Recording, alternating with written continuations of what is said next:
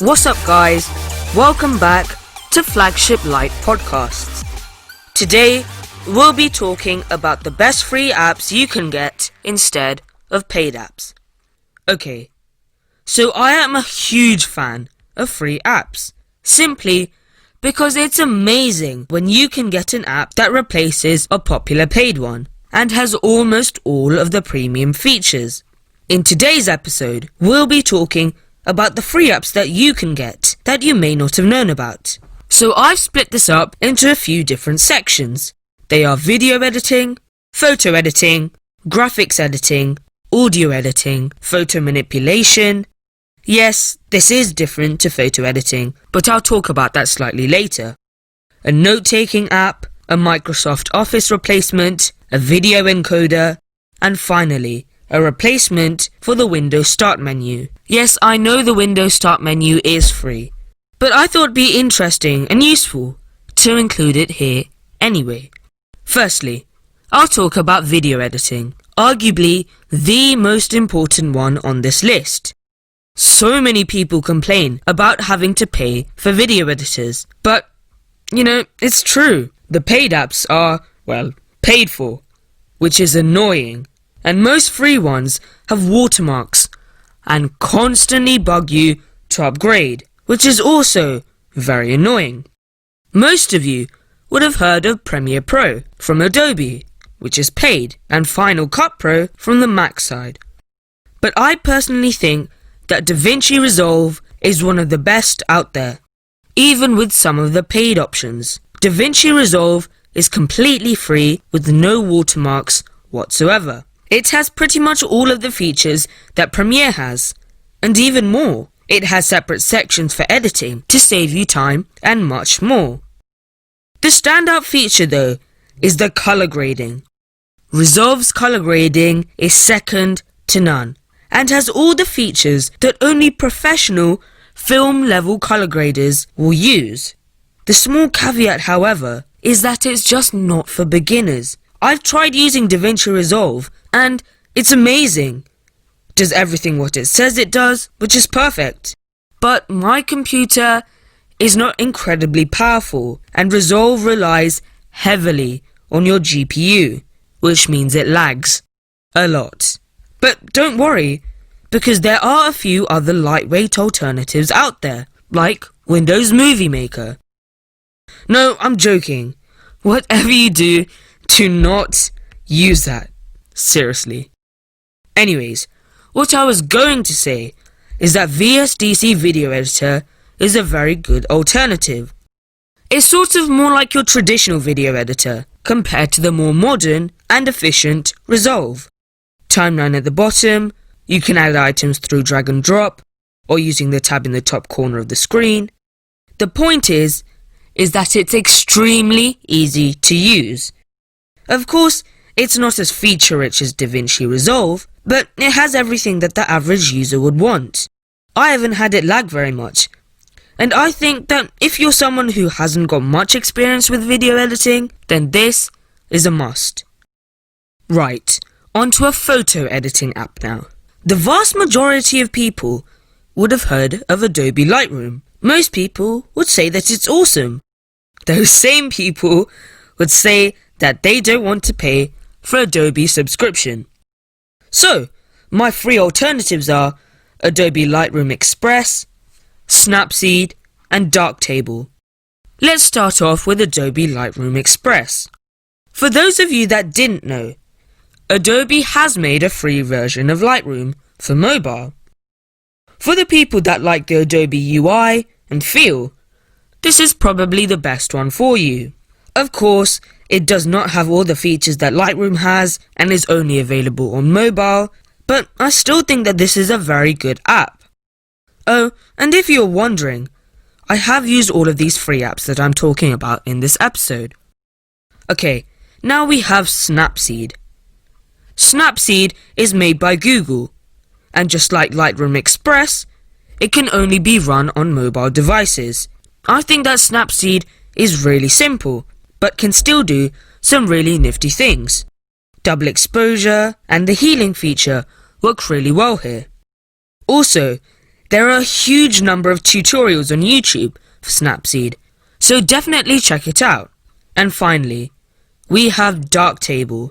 It has a host of similar features compared to Lightroom, and it's just a great overall photo editor.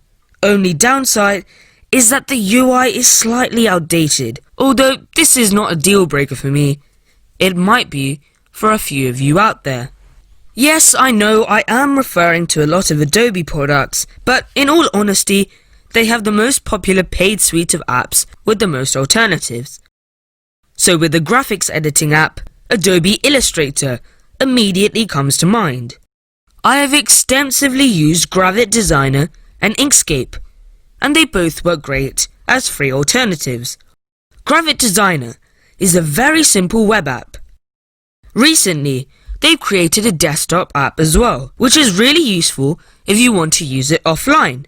It has a lot of the same features as Adobe Illustrator. You can export files into many different file formats, and even when you zoom in, there's no pixelation whatsoever, which is good.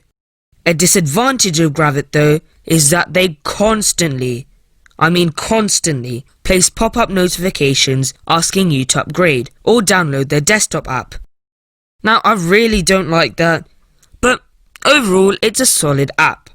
Now Inkscape. The UI looks very old to say the least, but it's absolutely brimming with features that you really cannot get with Gravit Designer. You can use 3D objects, you have different styles of pens, and you can customize these pens to your heart's desire. You really just have so much room to experiment. A small bug about Inkscape though is that it is slightly slow. Okay, let's take a short break just before we move on to an audio editor. Okay, I'm back.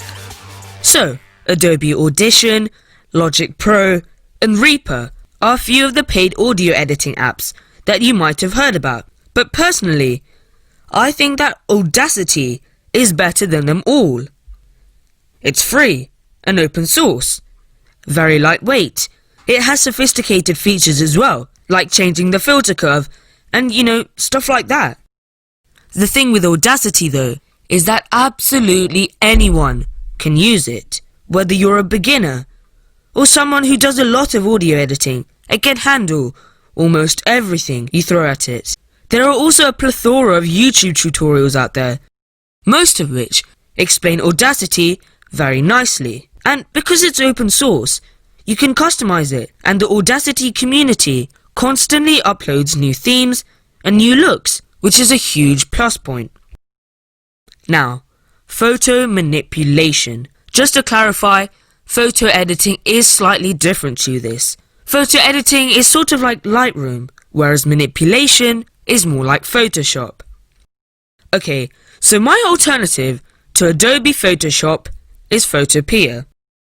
It's online, which means that it's really quick, it's really nice, it's really easy to get started with, and it's just a nice app to use overall. I've personally used the healing feature a lot, and I've found it so useful. For those of you that don't know, the healing feature removes objects from an image. I'm not saying that this is totally perfect, but I think that the Photopea team have done a really good job. One criticism I do have though, is that some of the features may be hidden away, just because of the way that Photopea is set up, so it can be slightly hard to find some tools. Okay, note-taking apps. Countless number of them out there. Some notable paid ones include Evernote Premium and Bear. For free alternatives, I would recommend either Notion or Google Keep, or both. I actually use both of these pretty much every single day. I use Google Keep to store quick notes that I can refer to easily later, so links to websites or videos, that sort of thing. I use Notion to write longer notes, like planning episodes for this podcast. Just things that take a longer time to write. The main advantage of Google Keep is just that it's so simple. It doesn't overload you with features and keeps it down to the minimum, which I like. Notion, however, allows you to be more creative. There are so many options to choose from collaborating to organizing your files in a certain way. The point is that you decide exactly how you want your writing to look like, which is amazing, and why I use both of these apps. One slight critique I do have, which by the way applies to both of these apps, is that you cannot set passwords for certain notes. Samsung Notes does this, and I like it quite a lot. So hopefully in the future, we see it in these apps too. And now, Microsoft Office alternatives.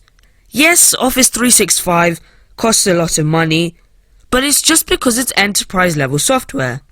Now this one is quite hard to replace, simply because 1, it's so good, and 2, most similar products will be paid apps too.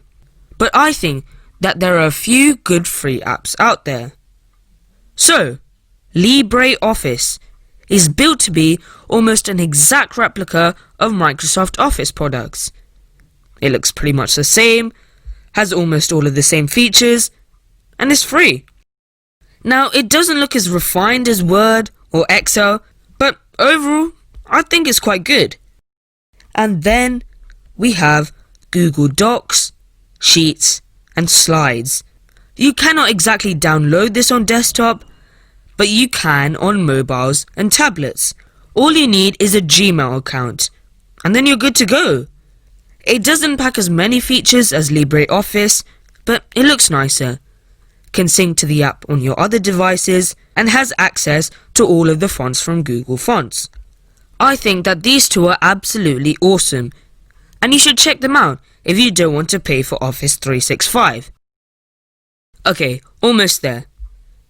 We're going to be talking about a video encoder / compressor. So, software like Wondershare Unicoder cost around £50 a year, which is crazy considering that you can get something as good as Wondershare Unicoder for free. A video encoder basically changes the video from analog form to digital form. Anyway, Handbrake can encode videos and compresses them too. It's a simple app, has all the features you need, and is very easy to use. There are separate tabs to make it easier to find what you're looking for, and it just gets the job done. It actually decodes videos faster than I expected. For a 1.5 minute 4K 60 frames per second video, it took about 1.5 minutes, maybe slightly more, to decode and compress. Impressive. So again, another solid app. And finally, a replacement for the Windows Start menu. So if you have a Mac, then you probably heard of Alfred, which replaces the Spotlight search. If you press a hotkey on the keyboard, you can search for any files or apps on your computer and also do Google searches straight from Alfred. Wux is a Windows alternative for Alfred. You can do exactly the same things that Alfred does, and you can download plugins to make it even better. There is just so much time you can save with this app. For example, I've set my Wux to pop up when I press the escape key on my keyboard. Basically what happens is that a small rectangle pops up, so I can type anything within that rectangle and it takes me immediately to what I've typed in. So for example, if I want to go straight to the settings tab, all I have to do is press the escape key, type in settings, enter, and then there I have it. I'm at the settings page. I think that, most people would agree that the Windows Start menu is not great, and Wux solves this all. A small downside though, is that it is slightly hard to set up, and a bit hard to get used to. But once you do get the hang of it, then it really helps you when you're working. As always, you can hit me up with feedback, comments, what you want to hear in future episodes, and anything about the podcast in general, with my contact details down below. Anyway, thank you for listening. I've been Nidlan. This is Flagship Lite Podcasts, and I'll catch you in the next one.